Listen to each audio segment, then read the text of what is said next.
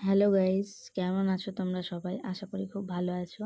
তো অনেক দিন পর আমি আবার এই কাজগুলি নিয়ে বসেছি। জানি ভালো হয়নি, তবু চেষ্টা করলাম নিজের মতো। তো কমেন্ট করে জানিও আমার কাজ তোমাদের কেমন লাগছে।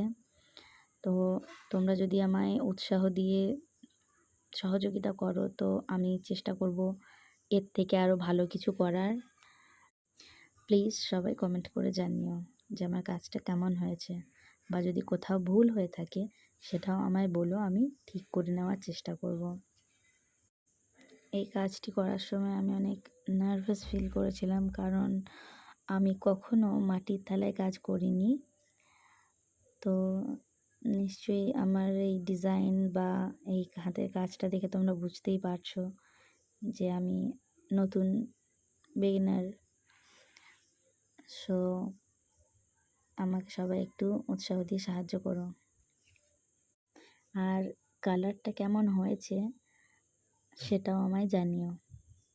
আমি এখানে একটি টোপর ও গাছ কৌটো আঁকার চেষ্টা করেছি, তো জানিও কেমন হয়েছে।